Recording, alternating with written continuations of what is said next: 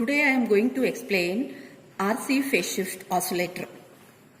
The aim of the circuit is design and verify the output waveform of an op-amp RC phase shift oscillator for a desired frequency.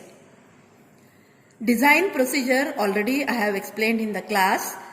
Let me explain what are the conditions that must be satisfied to become an oscillator circuit. The conditions are called Bragg-Hussein criteria. First condition is whenever the input is traveling to output via feedback network, the total phase shift produced around the network is 360 degree or 0 degree.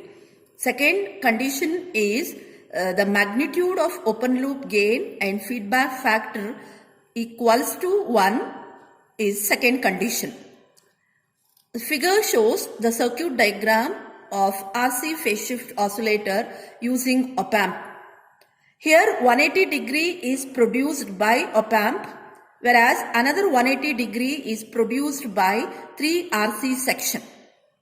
Each RC section produces a phase shift of 60 degree. Here 3 RC sections are used, hence total 180 degree is produced by RC section, another 180 degree is produced by op-amp, hence total is 360, hence it satisfies the condition of oscillation. Frequency of oscillation F is given by F equals to 1 divided by under root 6 2 pi RC, where R is 1.5 kilo ohm, C is 0.01 microfarad. Calculate the frequency. This frequency is called theoretical frequency. Once theoretical frequency is calculated, construct the circuit diagram. Once circuit diagram is constructed, you will get an output waveform. A sinusoidal output waveform is obtained. Once sinusoidal output waveform is obtained, measure T. Once T is measured, calculate F. And that is called practical frequency. Practical frequency must be equal to theoretical frequency. The circuit diagram which is shown in figure like this. Use 3 RC section. This is one RC, this is another RC, this is another RC. This is operational op-amp IC, that is 741 IC. Once all connections are made, switch on the power supply, that is switch on CRO. Once CRO is switched on, you will get an output waveform like this. This is a sinusoidal output waveform is obtained on the CRO. Once sinusoidal output waveform is obtained, you measure amplitude.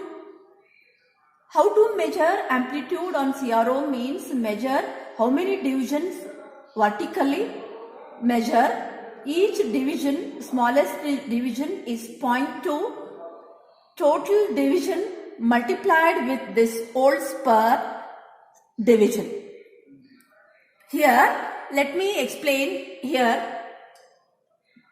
Total divisions are, this is 1 division, this is 2, this is 3, total 3 divisions multiplied with watt 5, hence what amplitude is 15. Amplitude is what? 15.